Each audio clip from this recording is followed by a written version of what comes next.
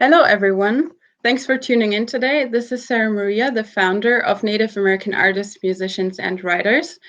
And I would like to welcome our featured artist, Hyrum Joe, today for our very, very first live interview here on Facebook. And we're both excited as hell, but I think this will be fun. So some of you probably have already seen some of Hyram's work on our Facebook page. And for those who haven't, you will learn more about him and his work within the next hour. By the way, if you would like to see some more of his artwork, just go to the Art of Hyrum Joe on Facebook and you will get regular updates on what he's up to.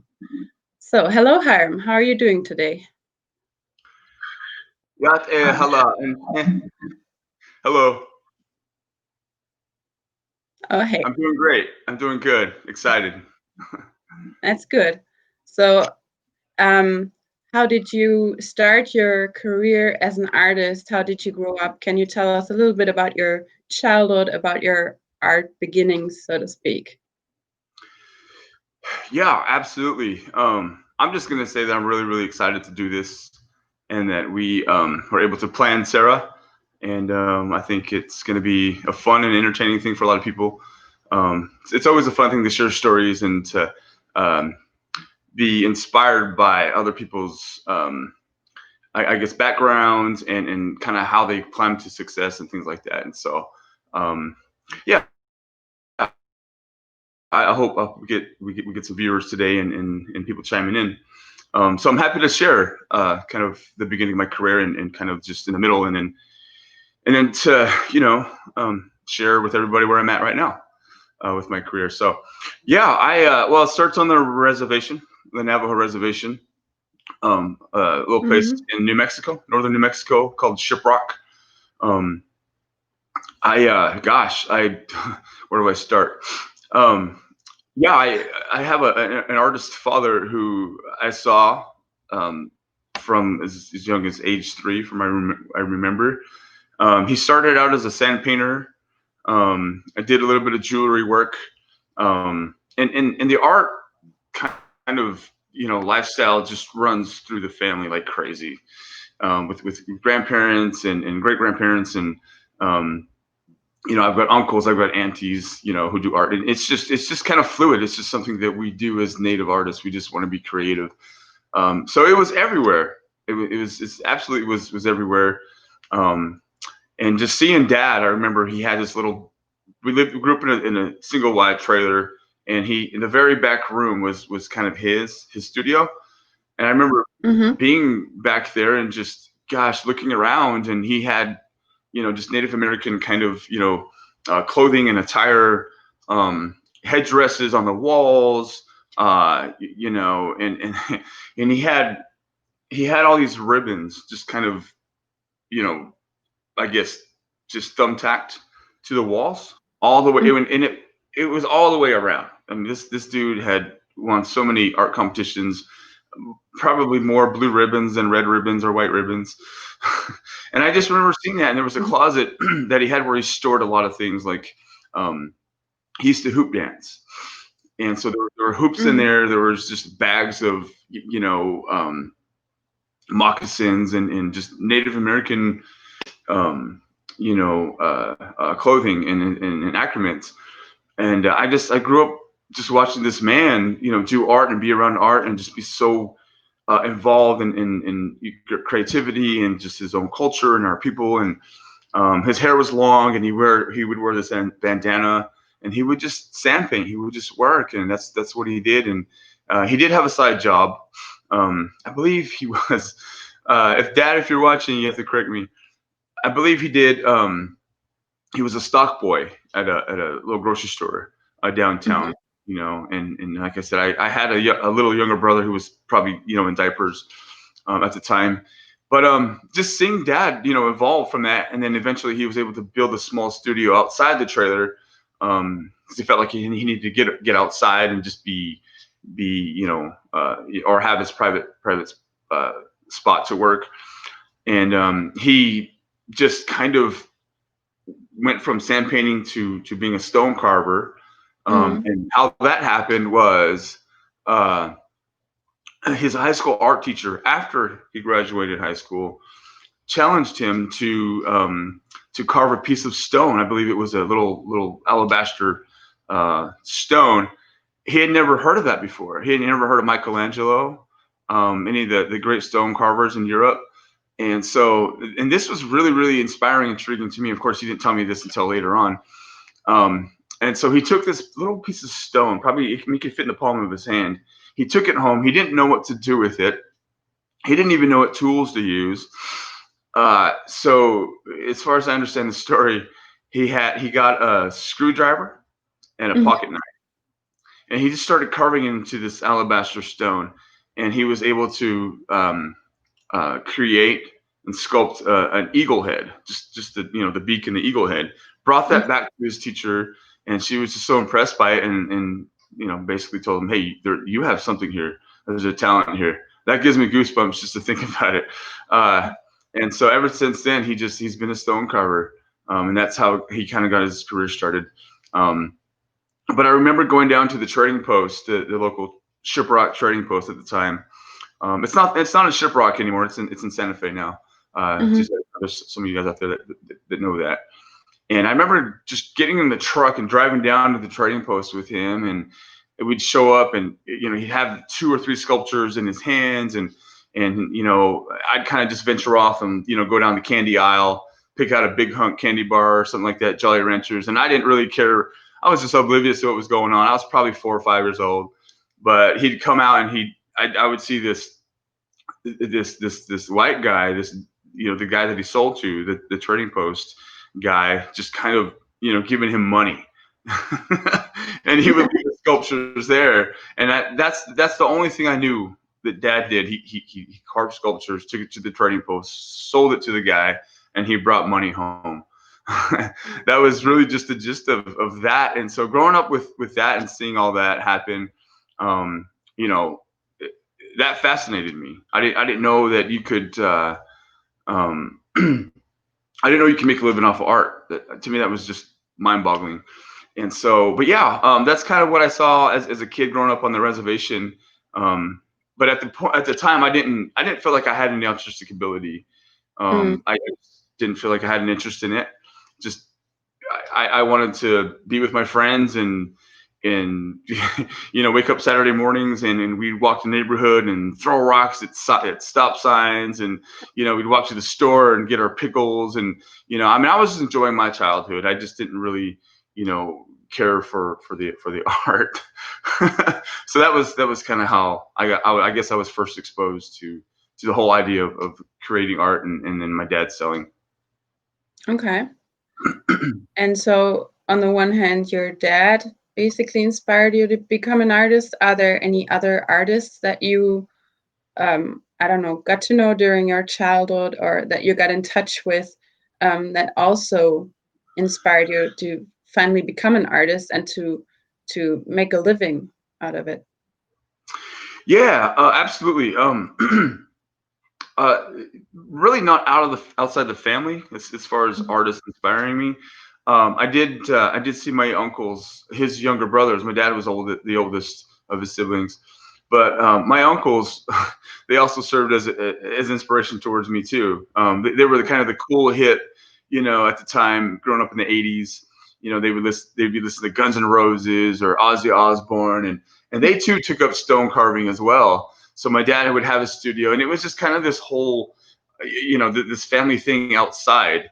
And they were right next door to our trailer. Um, Mhm. that's where they that's where they grew up, and that's where they lived. But they would be outside, and you would just see dust flying everywhere, and tools. You could hear that they were loud. And I just kind of hang out, with a stick in my hand, hitting things, and just kind of walk by and see what they were doing. So it was kind of a family affair. But I looked up to my uncles too, and that's pretty much all I saw as a kid growing up there in Shiprock.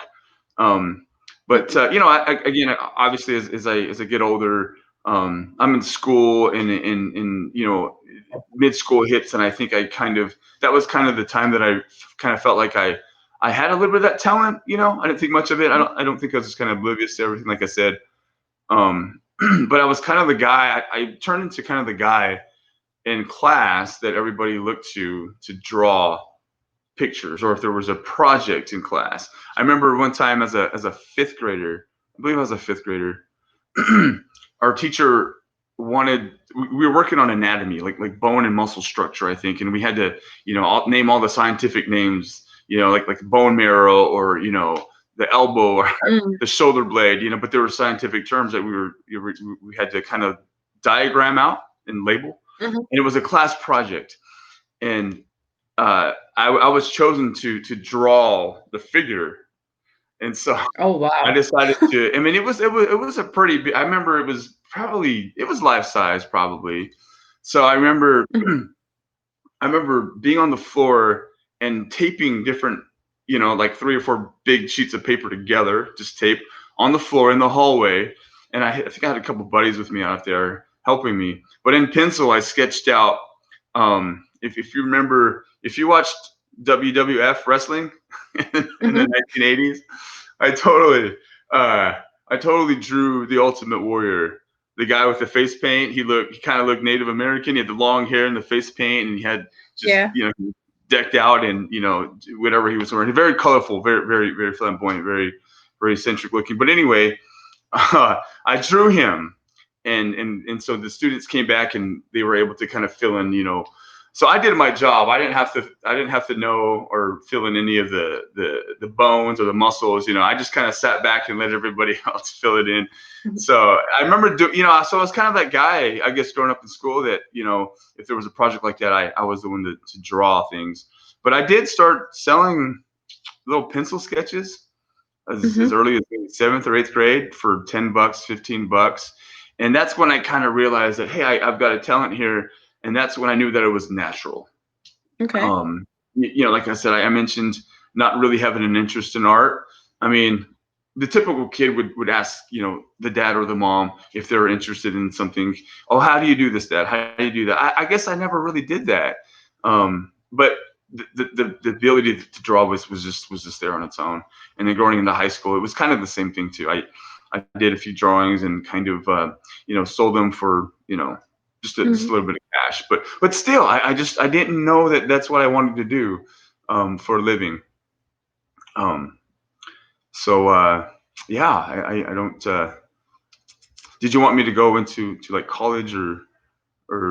Yeah, I mean, was there a point when you thought, well, this is what I will do, or did it just develop slowly?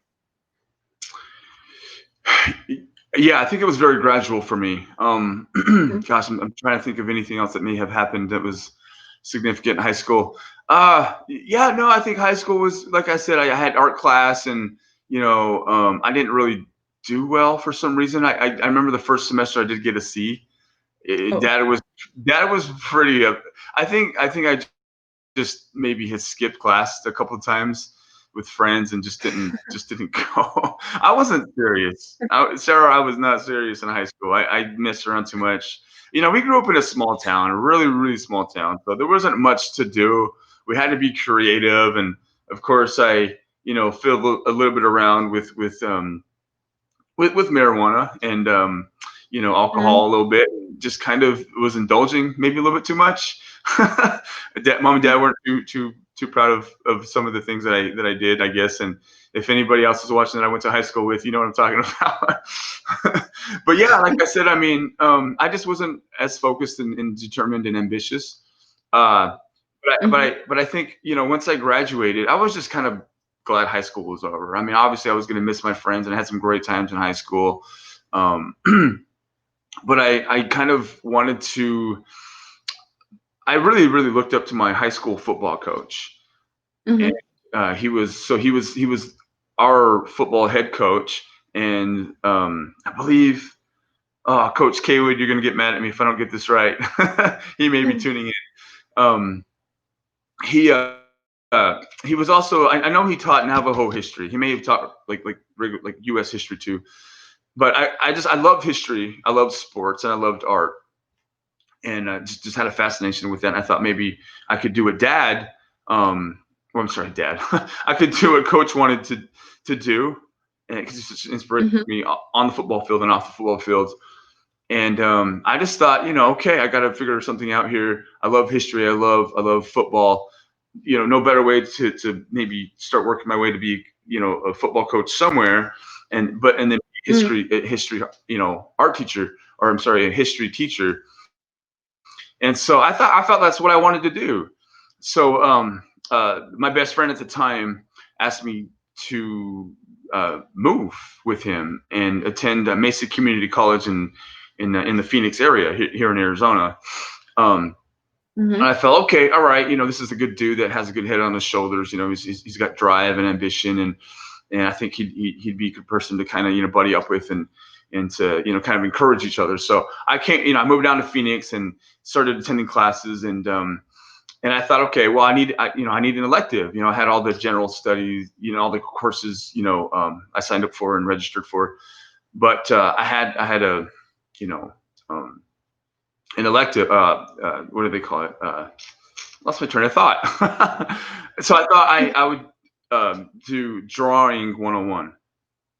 Well, I signed up for that class, and I thought, let's start with some basics, And so my first semester, oh, my instructor just knocked me on my butt in the sense that he was just so, well, he was inspirational, but he wanted you to learn how to draw.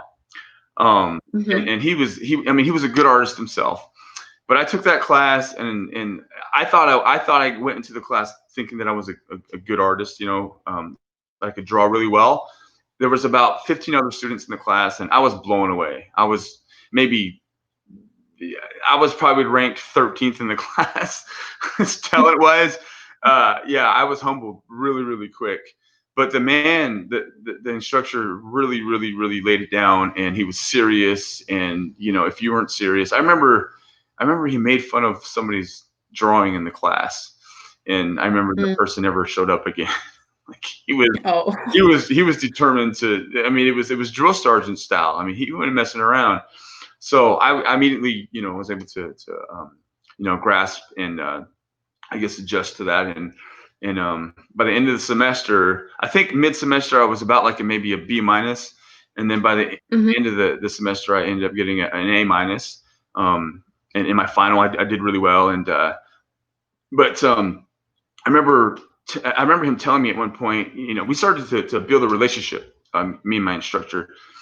And this is very pivotal for me.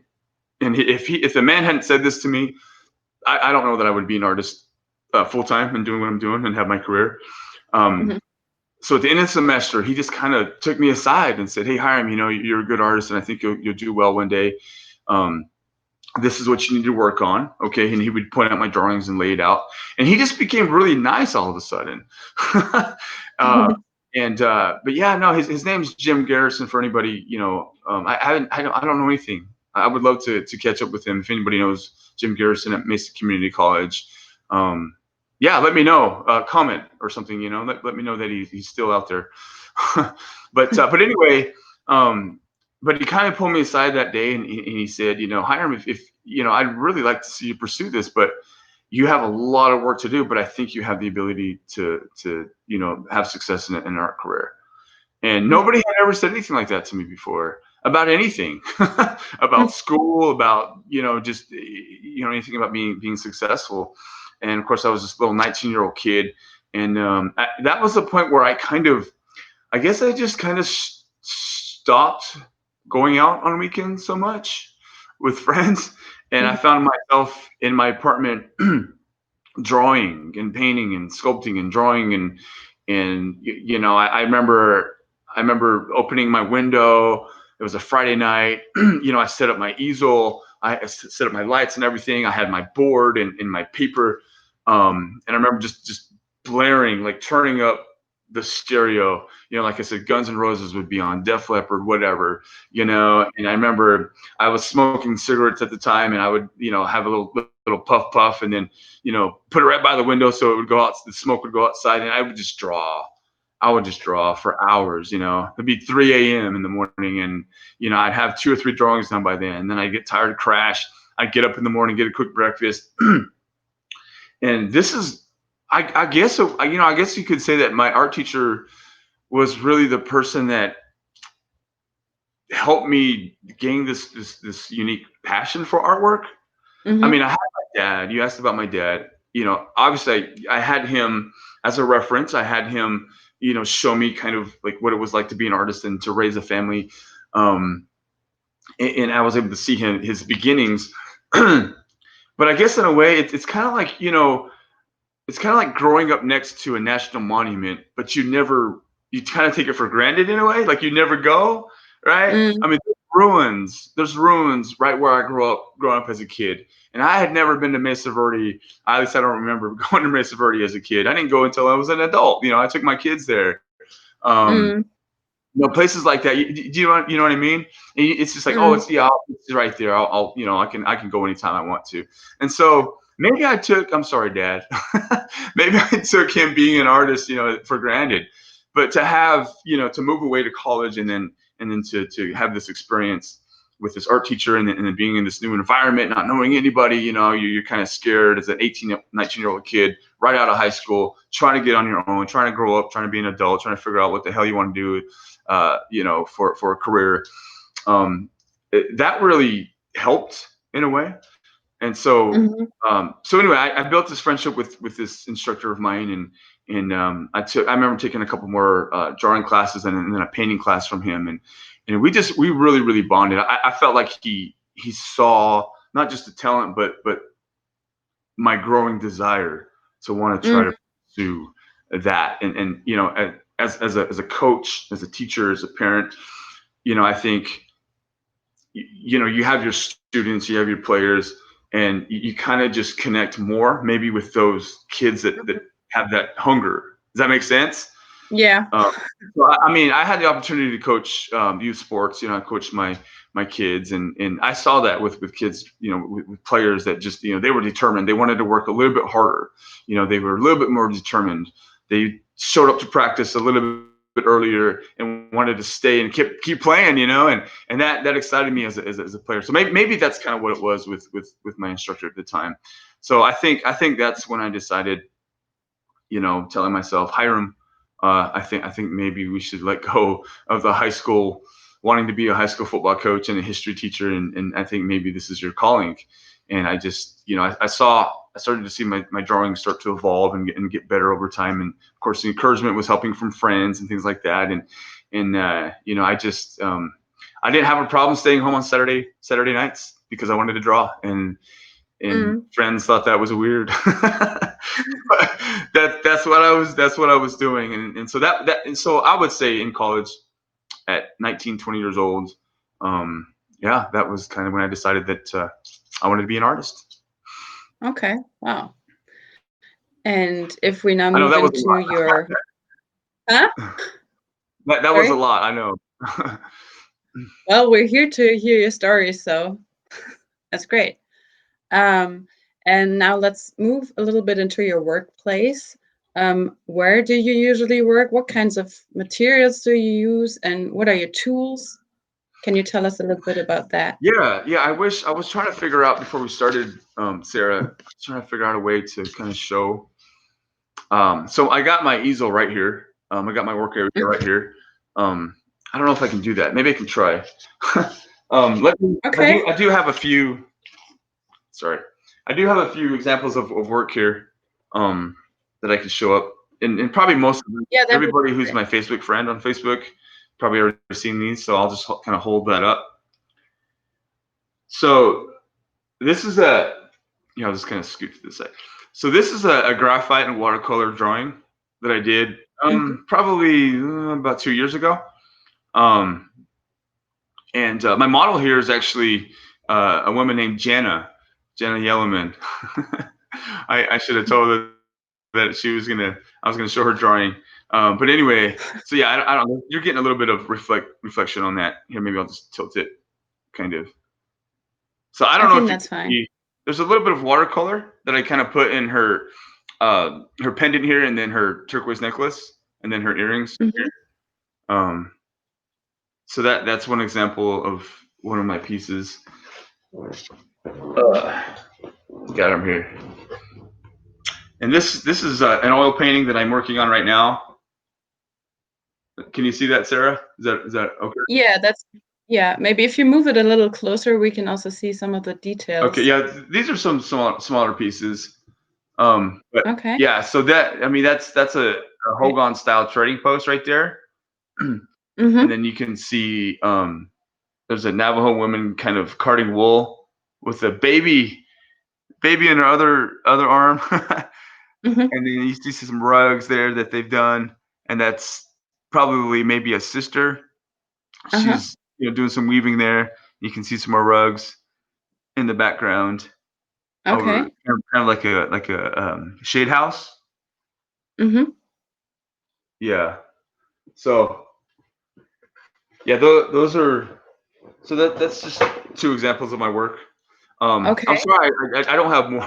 I don't have anything else. I just had an art show, a big art show in Santa Fe, a couple weeks ago. So everything just kind of went there. So I'm building up inventory. Okay. And what working tools did you use for those two? Like what were Yeah. the working So tools? yeah. So I mean, they're horsehair uh, brushes that I use. Mm-hmm. Um, I get a lot of my materials from Amazon, or just I'll be online just looking for different things and different. I'm always looking at different supplies, different types of brushes and things like that. But I do use brushes and a palette knife for Mm-hmm. texture and blending. I don't know. I guess I don't really need to show those, huh? But yeah, I really wish I could. Let me see if I can take my computer over to the work area. Oh, okay. So this is kind of the basic Oh, there we setup go. here. Uh-huh. Can you see that okay? That's crooked. Yeah. I'm trying to get my palette in there a little bit. So you can see my brushes and my palette knife. Um, Okay. right. So that's kind of my basic setup, and I got my little light up there. And so I use like this razor blade to kind of Mm-hmm. scrape, the paint off the palette, so it's just kind of clean, and then I can just start Mm-hmm. mixing paints again, and just kind of doing that like that, and just um, just throwing paint on there. So that's kind of my basic setup there. Okay. All right. Hey, that kind of worked out. All right. So so that was the place where you usually work? Yeah. Yep. It's just set up right here. Okay. So, and And I've got some big north window lights too to help with some natural lighting, and help balance mhm, out the cool colors and warm colors. Hmm. okay. Yeah. So, and I've also done some sculpture as well. Um, Mhm. uh, Clay, and then having those casted into bronze.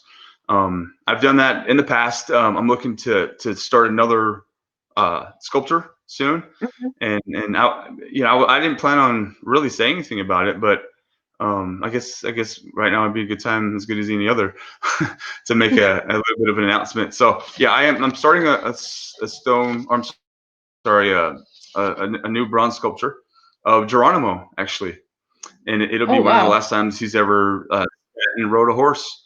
I've told a couple of people about it, but that's kind of my next project. So hopefully get started in the next 2 weeks or so on that, and it'll probably take me about a month to do, and then that'll get casted into bronze, and everybody will see it in my gallery.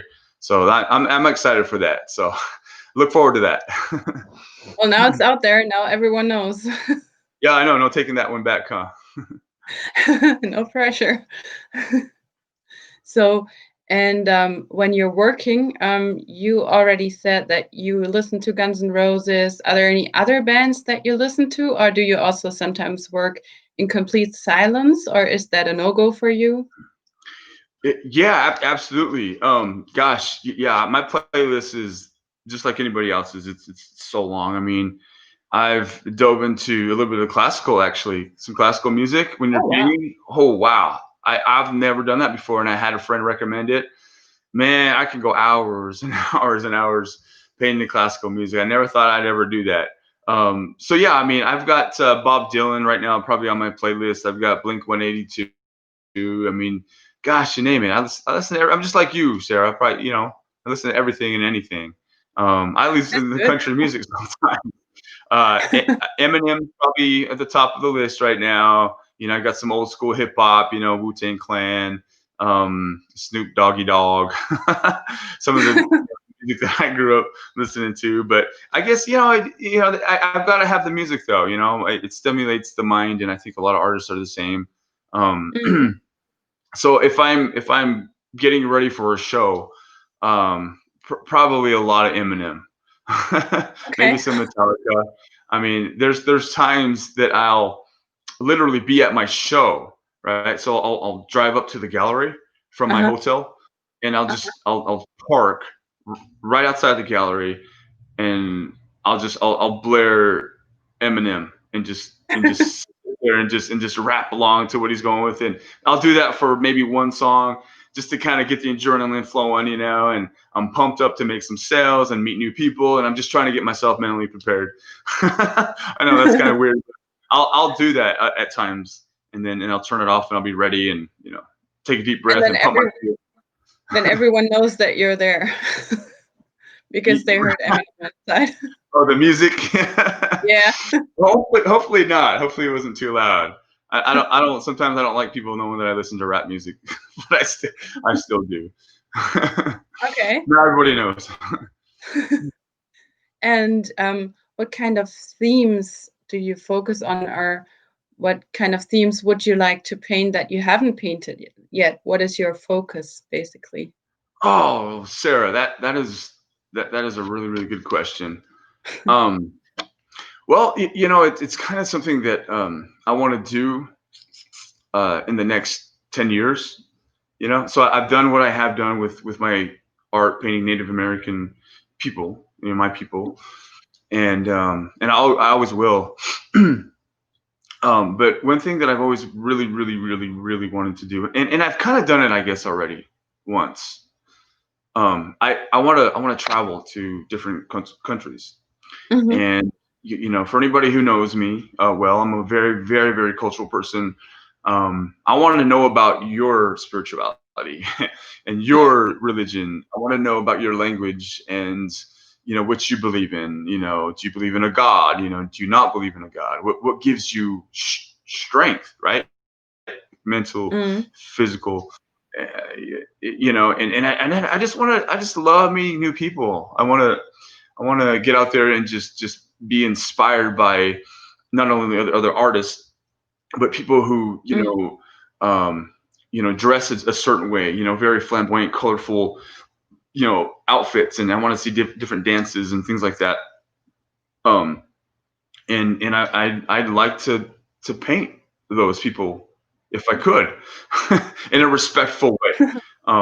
I'd like to travel and paint different cities and towns and beaches, things like that. But I did have the opportunity once to with my family to travel to Oahu in Hawaii. Mhm. And I did paint beaches out there on the North Shore, which was so inspiring, so beautiful. The sunsets out there are so. I believe there is a beach called Sunset Beach out there that I did paint. I painted maybe 3 or 4 beaches. I can't remember. But Mhm. man, one of the best experiences I've had, just to be out there with your easel by yourself and you're just painting, the waves and the sunset and palm trees and things like that. Just things you won't see on the reservation, Mm. and to have just people come up from all over the world, I guess, or tourists. I think I had some people from, gosh, if I remember right, uh I can't remember the country. Yeah, anyway, it was somewhere in Europe. But they had the accent, and they came up and they watched me for like a whole hour. I finished the Mhm. painting, and the guy ended up purchasing the painting at the time, and he totally took it home with him.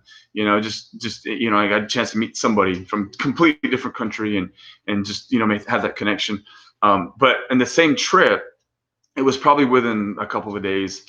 I remember being near the beach again, and I was just kind of out with my family and stuff. And I remember coming across what appeared as a homeless man. Um, he had a big beard, and he was just kind of hanging out. And I seen him a couple of times, just kind of walking around. He had his bag that he was carrying around, and I remember I approached him and I asked if I could paint him. And so Mhm. I gave him, I think I gave him like $50 or something like that. And he totally posed for me and I painted him. And, he spoke to me a little bit in his language, his native tongue. And I did as well and introduced myself as now being Navajo. And it's just, I love the idea of, just two different people from completely different backgrounds and cultures and beliefs, whatever countries, but Mhm. connecting through some way. I love that idea. I'd like to travel to Spain. I'd love to travel to Japan. I'd love to go to Tibet. I'd love to go to some of the places I'd like to go to. Um, Ireland, you told me. Argentina would be awesome. Germany would be awesome. Yeah. So when I get the opportunity to travel and I get the funds and I get the finances to be able to do that, I'll probably take my kids, take some family and just go and kind of introduce that idea to my kids and Mhm. just teach them, hey, yeah, they look different. They're a different skin color, but we're the same. Like we have feelings. We want the same thing. We were going after success. We're motivated people. We love our families. We're the same. So we already have that connection. So you don't need to be, you don't need to feel different around this person or that person just because they don't speak your language. No, no, no, no, no. There's a connection there. And so Yeah. that's a dream of mine. So I would love to paint other cultures Okay. That's someday. amazing. I think that's also a good way to get to know other cultures. And yeah, I would be excited to see that whenever you do Yeah, see I'll let you know if I'm headed out to Germany. that. And then, so you said you find inspiration for your paintings in other cultures. Um, are there any other things that inspire you? How do you get your ideas for your paintings? Yeah, I think a lot of, gosh, a lot of what I guess where my ideas are inspired for are or derived from. Um, Really, it's just being on the reservation. So I'm in Phoenix, and I'll make periodical trips back to the res, to visit family members. Santa Fe is a huge, huge art destination for a lot of artists. So, and Mm, that's not far from where I grew up, home in New Mexico. So, mhm, yeah, I can go back and just, visit a trading post, an older mhm, style trading post, and I'll walk in and I'll just see the beautiful jewelry in the jewelry cases and kind of just I'll see other Navajos kind of walking around and looking at things, and I'll see rugs just kind of placed on the walls, and I'll be like, you know what, this would be a really really cool painting, just to kind of create this, the interior of a trading post, with Navajo people walking around, and then you'll have the one white guy who is the trader, right? And he'll be conversing amongst the Navajo people, and then I'll boom, that's a screenshot in my mind that I'll take some quick notes, mental notes, and bring that back to the studio. I'll do a quick sketch of what I remember seeing, and then I'll hire mm, models and just recreate what I saw back on the reservation. And I've done okay. probably about 3 or 4 paintings of that exact idea in the past, Mhm, and hopefully okay. a couple more will come. But yeah, no, like I said, I'll just be driving, on the road in a reservation or a dirt road somewhere, and I'll see a couple of Navajo kids playing with a dog. That's the scene right there. Hogan in the background or something like that, and just a simple, routines of daily lifestyles on the Navajo reservation is what inspires me. I just want to capture a moment that anybody Mm, could relate to, and I'll paint that, okay, and fortunately, it's worked out for me. that's good. Yeah. So And my people, people in general inspire me. okay. And so you want to communicate the scene with your art. Is there anything in particular that you want to communicate with your art, or yeah, what do you want to communicate with your art, basically? Yeah, gosh, I wish there was a way to show this painting. So I don't know, Sarah, you probably saw the painting that I did of uh, an Apache sunrise dance. Yeah. So Yeah. there was the Apache guys with the masks. You know, they were all. I think there was like 6 or 7 dancers in there. Mm. That was actually one of the last paintings that I put into my show in Santa Fe. Mhm. I'm very like I said, you know, I'm very very cultural, and I want to capture, you know, the daily lifestyle of the Native American. Um, but I've also kind of delved into kind of the ceremonial lifestyle of Mhm. more. So you know, just a little bit of background. I didn't grow up um, necessarily going to ceremonies. You know, going to the songs and dances on the reservation. Um, our family grew up in the Mormon church. Mhm. That was kind of where we, you know, got our spirituality, and so it wasn't until after I started doing my artwork that I felt like, okay, I'm not really, I'm Navajo. I'm a part of this Mormon church, but you know, I'm interested in painting Native American, you know, scenes, the lifestyle and the culture.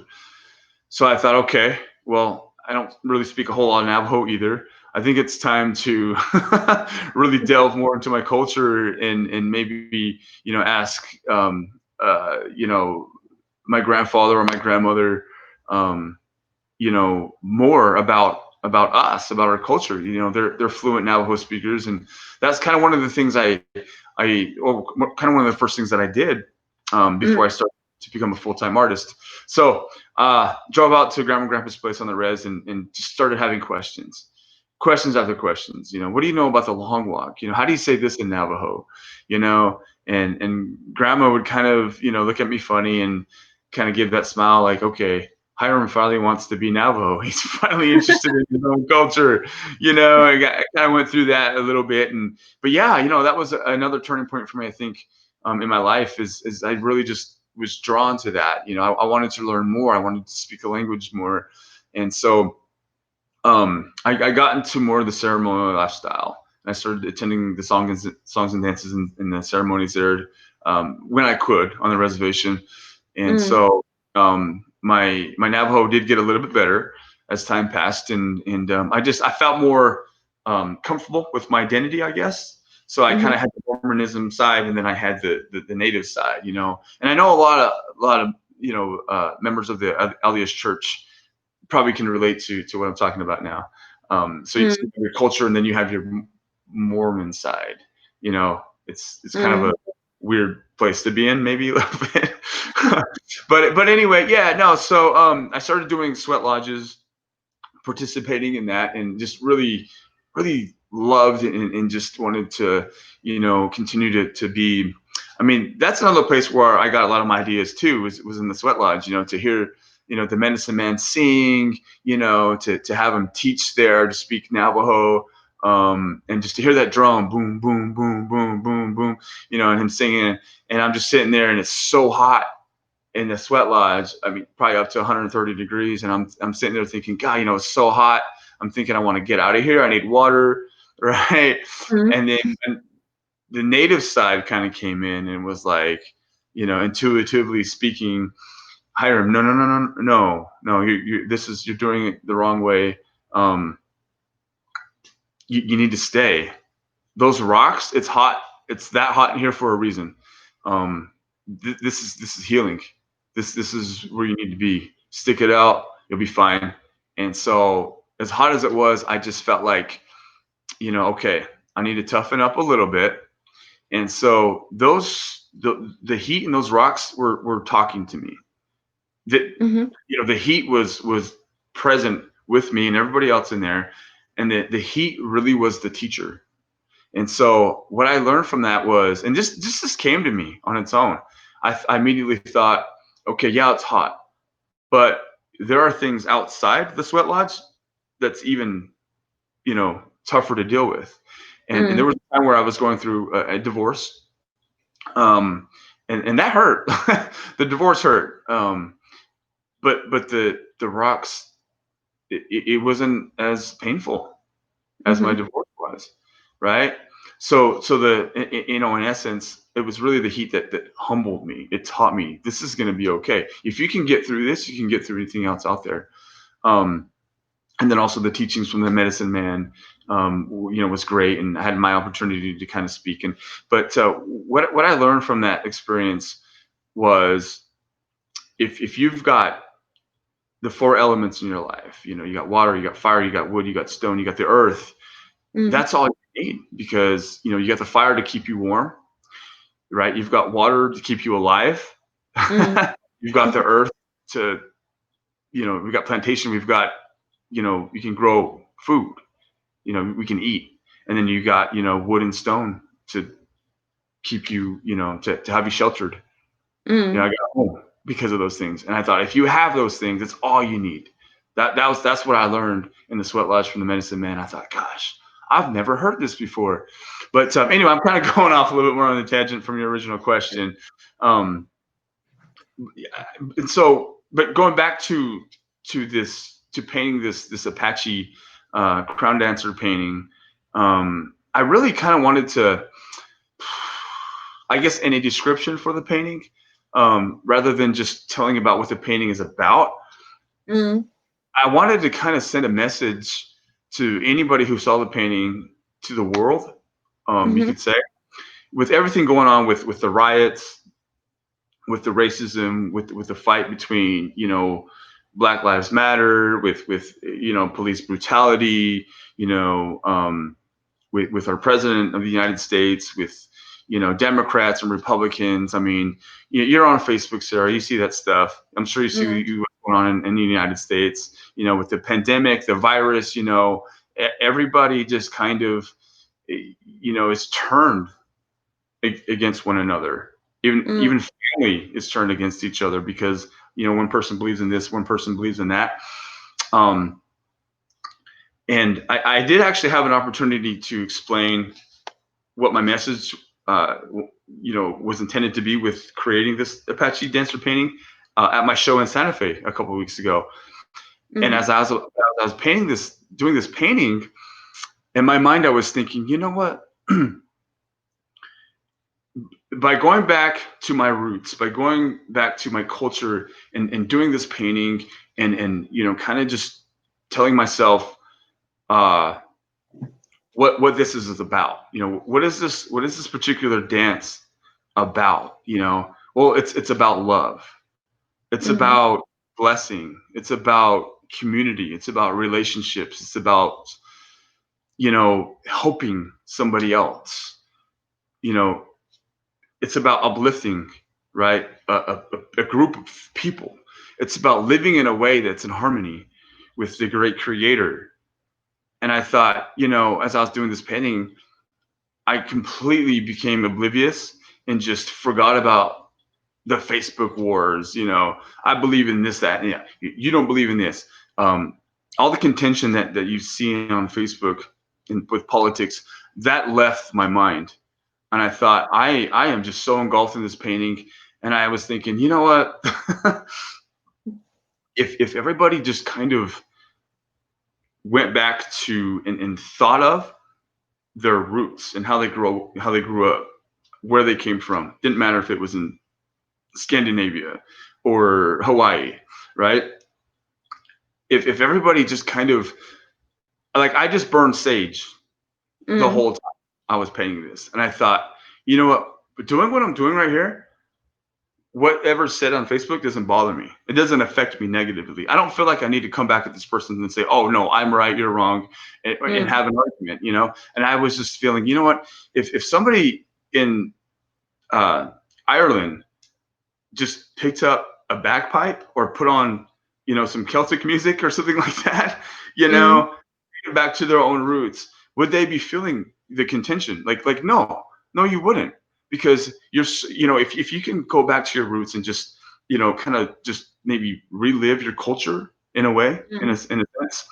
I just wanted to pick up a drum and start beating it and singing, and so that's kind of the message that I was portraying with this Apache dancer painting was, man, let's get back to our roots. Let's get back to our culture. Let's get back to the old ways, and just try to live in harmony like that. Like what's I'll smudge my home every once in a while. When my kids know that, I don't know, there's something there that they just become content, like they behave all of a sudden. Or I'll put on some power music or some some kind of other Native American music, and they're just drawn to that. They've always been that, like little kids, they'll hear that drum and the singing in my studio while I'm listening to it, and they'll come in, not necessarily to see dad, but there's something about the culturalistic music that they become, there's a reverence there. There's Mm, just kind of I don't know how to explain that, but they're just drawn to it, and mm, it relaxes them, and they're in their mind. It seems like they just like they're good, they're okay. okay. So anyway, so yeah, that's I don't even remember what your question was. I Well, I was asking what hope you I want to answered it. communicate with your art, but you basically answered it. I mean, you want to Good. get messages across, and you want to Yeah, yeah, also yeah, yeah. portray your culture, and I think that's yeah, Yeah, and like I that's said, what unfortunately, a lot of people have gravitated towards that idea, and I think they've connected with me through my art from I. that. Okay. And then what is your goal as an artist? Do you have a goal? Like, Oh gosh, I mean, yeah, good question, but difficult answer, I guess. yeah, no, Sorry. I'm just there's different dynamics to that. Um, well, if there was one big goal, I think more than anything, I just want to be able to show, I guess, my own children that you can Hmm. be successful at whatever you choose. I don't know that I'm super successful. I'm trying to be. I'm still trying to climb a ladder. I'm still doing the best I can over here on my side. But kind of just to give back to my kids what my dad was able to give to me. In a way. Okay. And just take my art career as far as I can. I've got other projects that I'm working on. I've been writing as well. I love writing. Oh, I'm hoping to finish a book soon. There's some people out there that know that they want me to finish, and I've just been procrastinating. So, but yeah, I just want them to see kind of as they're getting older, look back at Dad's career and who I am as a person, and just kind of say, well, if Dad was able to do it, I can do it. And if it's art, if it's opening up their own business, if it's whatever they're interested in, I'm supportive of that. But other than that, I think like I said, traveling the world and painting other cultures and people, that's probably one of my bigger ones too as well. To be honest, I really would like to get back to teaching more. mm, Kind of hard with the COVID going on, for people to gather together, but I really would love to teach art. okay. I love doing that. Just more workshops rather than being hired on as an art teacher versus Okay. at a school. I'd rather just do workshops, for people and kids and adults, doing that. But yeah, but I think that like I said, just taking my art career as far as I can and being as successful as I can be. Um, Okay. is That really, sounds like a great plan. yeah, kind of close up the end of the goals that I have. But yeah, great question. And then what do you envision in general for the future of Native American art? I think Native American art's always going to flourish. I mean, it's always going to blossom. I think people are always going to gravitate towards it. I think what a lot of Native artists are doing now, pretty innovative. Um, Hmm.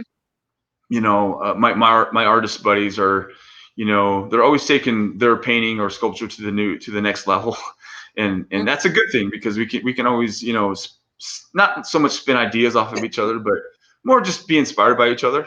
I Okay. mean, I think there comes a time when you kind of have to stop being so competitive with each other because it builds that ego and it just kind of, like who wants to be a snob?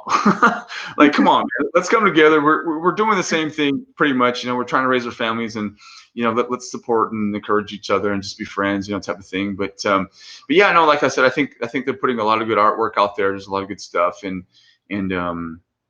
yeah, I don't think Native American art, or at least the popularity is gonna um, the popularity level's not going to go down at all. I think it's always on a rise, and like I said, and that's what I love about Native art. People want to try different new mediums and styles Mm, and different things and be innovative and creative. I think that's really the goal, of what I think should be of every artist. Just don't stop growing. Always try something new and show it off. Let the world see Okay. it. But yeah, I think the culture is just too strong. That collectors will come in and they're always wanting to see something new. And I'm fortunate enough to have that from a lot of my collectors as well. Yeah, so Mhm. it's on a rise. Absolutely. That's good to hear. And Yeah. with all that's going on, you can also see that it's growing and that people are finding new ways of showing their artwork. And even with, you know, all the rules that you cannot meet up with people, you said that you had this exhibition at the Blue Rain Gallery, right, in Santa Fe? Yeah. So how was the mood there with all that's going on right now? The mood was pretty it was pretty relaxed. I thought we had good traffic Mhm. despite COVID. um I think a lot of people were really skeptical Okay. as far as what kind of crowd we would get, if it would be busy or not. I just it's just kind of one of those things where you just dive into it and cross your fingers and hope bring out your best work and just hope for the best. You just don't Yeah. know, that type of thing. And I was scared. I was literally making plans like, oh my gosh, like if I don't sell anything, what am I going to do here? you know and so I packed my paintings and drove the 7 hours and got Eminem going, of course. But I get to the gallery and I felt like I had a pretty decent show. I felt like a lot of the artists there that were showing had a decent show. I think everybody sold something. And the gallery owner and staff, I think they were kind of feeling the same way. They just didn't really know. But hey, man, you just, in those type of situations, you just show up the best you can. And present yourself the best you can. And just give it your all. And I knew I did my best with my paintings. I tried to make every painting as elaborate and as beautiful and you know as successful as I could. And they're hung, and it's like it's too late now. You can't go back. It is what it is. But yeah, no, I felt the mood was good. I had an opportunity to speak with a lot of people that came in and collectors, and I think they liked the artwork. And we sold a few paintings, and I think it was a pretty good showing. Okay. I'm happy to hear that, and it's good to see that, that we're moving on. I mean, this COVID situation is really scary sometimes, and it's also very dangerous, but it's Mhm. good that we still live our lives and that we can, especially all the people that work in the arts, that they can do something, that they can still work to some extent and show what they're doing, and so that other people can enjoy it as well. I think that's important right now because it keeps our spirits up right now, you know? So Yeah, that's good. and also just having that constant connection with people is always important. I know I struggled with it. I struggled with staying home, Mhm. but I'm really, really, really fortunate and lucky to be able to just do what I love to do. And even maybe even more fortunate that there are my collectors out there and people who purchase my paintings that maybe love that just as much as I do. At Yeah. least to make a purchase and have and take a painting home with them. So yeah, absolutely, it's been rough, but you just got, like I said, man, you just got to keep going. You got to keep going. You can't stop. Yeah, that's true. So Sarah, I Okay. had a question for you, if that's okay. Uh-oh.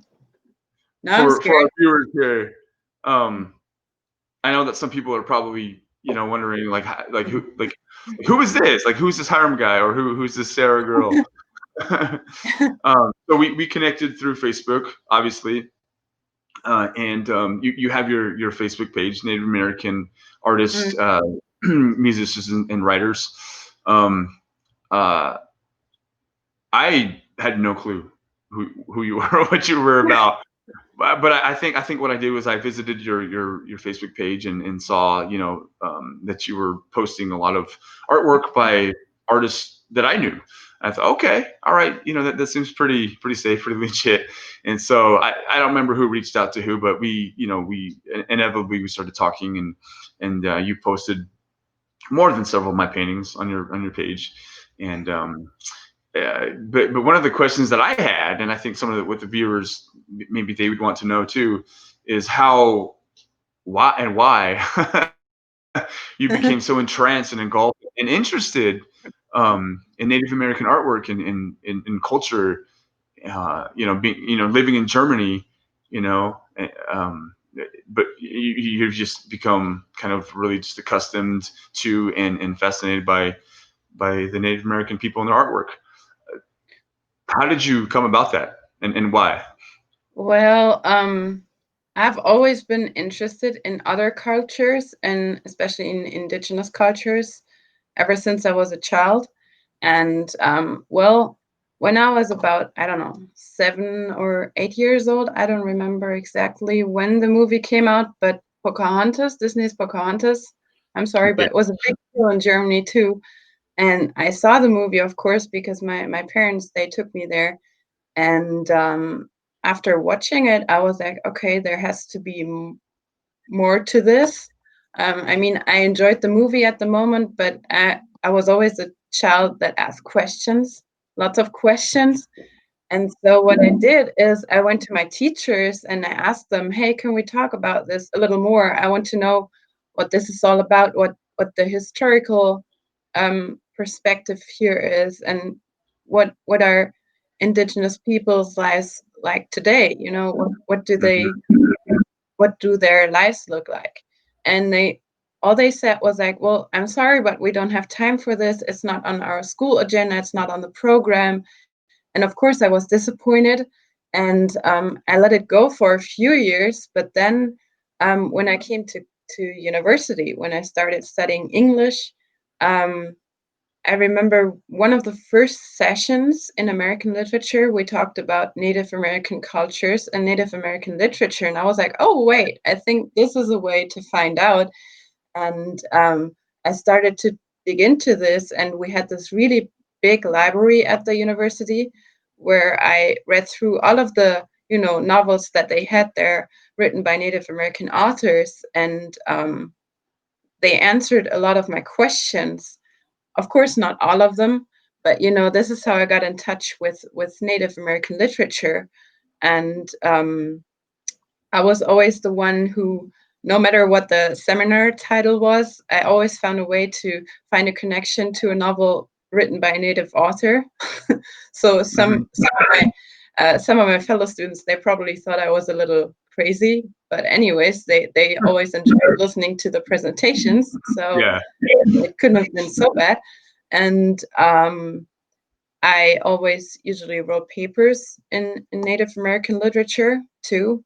And so at some point I had to write my bachelor thesis, and I was like, okay, I have this, I have these books right here, but I don't want it to be a purely theoretical paper.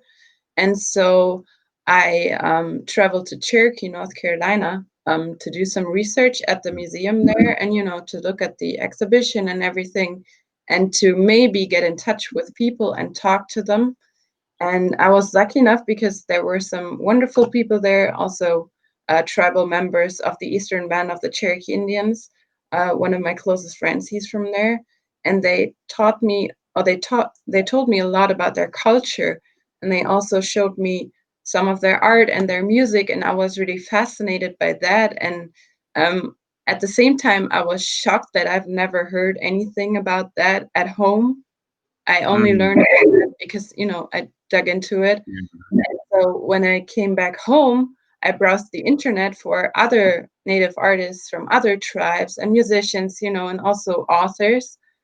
And I was really thrilled by that. And I thought to myself, well, people on my side of the pond, they usually what they know is from all the Hollywood movies that are full of stereotypes, and also Mhm. Yeah. books written by non-native authors. And I thought, this is a shame. They should know more about this. They should see what these artists are up to. And at the same time, I also wanted to create a certain platform for native artists, because I know that whoever is creating art, they always love to show it to others, and it would be pretty cool to show it to people from all over the world. And so Sure. I thought that we'll just try and found this platform. I didn't really have big hopes. I started out with friends and family, basically. So all of my friends were invited, and I was like, okay, they know about this anyways because I keep telling them every time I see them. Yeah, that's so awesome. So it wasn't a big surprise to them. But then I got in touch with one artist, and he really liked the page, and he invited some of his friends, and so Mm. the community got bigger and bigger, and also other people saw the post, and they followed the page, and so I thought this is pretty cool. And now that we're talking, some people are watching from America, from maybe Germany, Europe, from, I don't know, Asia. You never know who's watching. And so I think this is pretty cool that you can show your art all over the world and that you can communicate between cultures. So yeah, that's what this is all about. I hope I answered the question. That's amazing. That's cool. Yeah, that's so good to hear. Like I mentioned before, I think it's just kind of random Yeah. how you're from Germany and you're this woman out there who just has this love and interest in Native American art, and then you have your Facebook page, and now we're talking, and it's like we have connection now, and it's just something. I've done interviews before from people here in New Mexico or Arizona or Utah, and it's like, okay, but to have somebody in Germany like that, that's really really really cool to have you interested in like that and infatuated with Native American art. So I appreciate your appreciation for that and giving me this opportunity. Yeah. And also, I'm a musician myself, so I'm also um, busy, working in the arts and singing and doing whatever. I also painted when I was a child, and so I was always an arts person, so to speak. So that's where this passion for the arts comes from. I was never the kind of person who sat down and had all of those math exercises and enjoying them. I was always like, okay, I have to do this right now, but then I can go back to painting and singing and everything. So Yeah, that's awesome. That's cool. Well, you need to post some of your paintings on Facebook. oh yeah, well, those are pretty old. I'm not sure if anyone wants to see those, but yeah, maybe at some point. Yeah. If you post it, I'll like it. I promise. I'll Okay. hit. All right.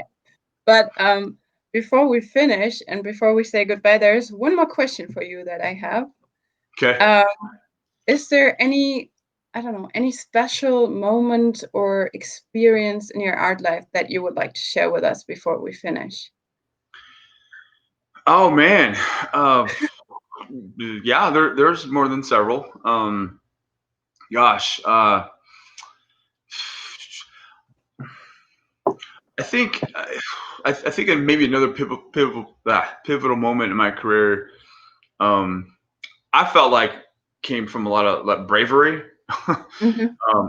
I was it was something that I knew that probably needed to happen, but it really just changed everything about my just starting and then growing into the artist that I am now. I really have to give a lot of love to my gallery, Blue Rain Gallery in Santa Fe. The owner there, Leroy, has given me so many opportunities. I feel like I ever measured up to what I felt like I could be. Maybe he felt like I could be as an artist, as far as Mm. providing work and excellence and even sales. I know I could do more. I know I could do better. But at 25 years old, this would have been back in 2005. I had tried to be a professional artist for about 3 years, I think. So I started when I was 22. I got married at 22. So yeah, I would have been like 3 years into my career, just barely, doing little art shows here and there, but needed that kind of boost, right, in my Mm. career.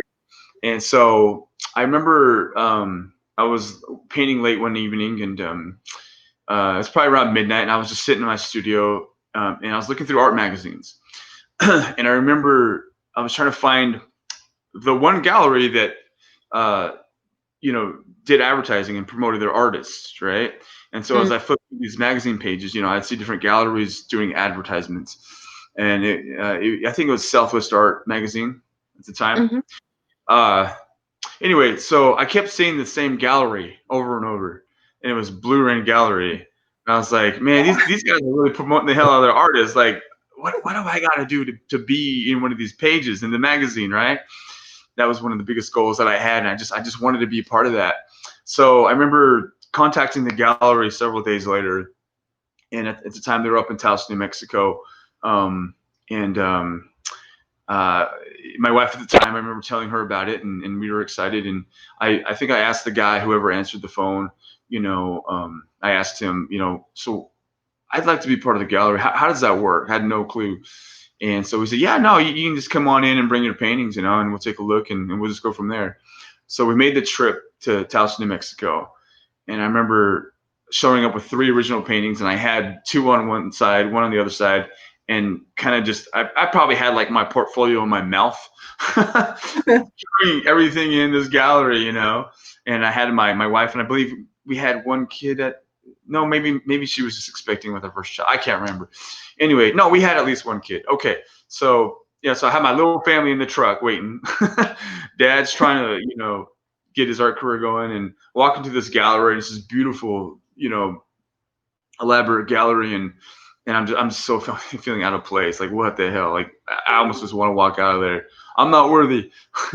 So I remember there, and I spoke with the same guy that I talked on the phone, and he kind of looked at my paintings and said, okay, well, the owner will be, he's not in yet, but he'll be in a few minutes. So I kind of just wandered the gallery a little bit, and then he finally came in, and we shook hands, and I was so nervous. So he looked at the paint. We sat down to look at the paintings, and then he looked at the photos that I had in my portfolio, and then he looked at the paintings that I had brought with me, and just kind of lined them up on the side of the wall, right? And I just kind of sitting back and like thinking, God, I hope he thinks that I'm at least kind of good. So I remember, he started asking me questions, and one of the questions was how serious are you about this, Hyrum? How Mm. bad do you want to be an artist? And I remember looking at him, I was like, man, this is all I've ever wanted to do. This is my dream. I want this so bad. And he could probably feel that desperation in me, right? And so, we conversed a little bit more, and he looked up at me, and this is the last thing he said. Hyrum, I think you're a good risk. That's what he told me. I thought, all right, Oh, that's okay. like a positive, I guess. We shook hands, and he said, you're more than welcome to leave the paintings. So I left them there, and I almost just wanted to do cartwheels all the way back to my truck to tell my wife that, hey, I think we're in the gallery. So yeah, no, I left pretty happy, and I think it was 2 weeks later, I got a call from a rep there, and she had told me that I'd sold one of my paintings, and they wanted to know if I had any more, and that was the beginning of uh, my relationship with Blue Rain Gallery, and to this day, that was 15 years ago, and Oh, we wow. got relationship, and still showing and trying to do good things. So yeah, so for anybody out there, you're young, you're trying to aspire to be an artist, man, just do your best work, get it out there, show what people you can do, and I promise you'll get some good feedback. So I think that was probably one of the bigger moments, I think, that was pretty beneficial in my career. Okay. All right. Okay. Well, I think that was my last question. So Awesome. I would like to thank you very much for sitting down with me and doing this interview. And I'm really happy that we have this opportunity of doing it like this, with all that's going on. Without Mhm. the COVID, I would be traveling in a few months or weeks. With So would I. COVID going on, I won't be traveling at all. So I'm really Yeah. happy that we found a way to do this without sitting down in one room. But yeah, when I go back to the States, then I think we should meet up and maybe do an interview in person. That would be great. And now I also really want to go to Blue Rain Gallery. That's on my list now. Well, come out. Yeah, come out to Arizona and New Mexico. I think once you're here, you won't want to go back to Germany. Yeah, well, I've had those feelings before, so that wouldn't be the first time. Um, But yeah, there are No, come also out. many We'll have a lot people of here fun. that, you know. Come out. We'll have a lot of fun. We'll have lunch over a caramel macchiato. Okay, Coffee. sounds good. All right. Sounds Thanks good. again, Sarah. Thank you, and take care. And yeah, I'm looking forward to all those paintings that are still about to be created by you, and maybe also other cultures, and yeah, whatever comes to your mind. I'm excited about that. I appreciate that, and I'll try not to be too lazy. Try to get back to work. Well, I always see new paintings, so I don't think you're lazy. I don't think you will be Hey, lazy. my life on Facebook is spectacular, by the way. Well, and just keep listening to Eminem, then you won't be lazy. Oh, I love it. I love it. All right. Well, take care and talk to you soon and have a great day. And for all those out there who were watching, thanks for joining us for this interview. This was the first live interview for me. I think Hyrum has done a few before, so this was really exciting. But also for him, he told me that he was excited as well. So I wasn't the only one.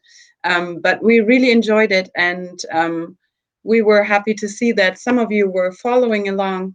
And yeah, if we do this again, we will let you know. So take care, everyone. Stay safe, stay healthy, and see you soon. Bye Bye bye. bye.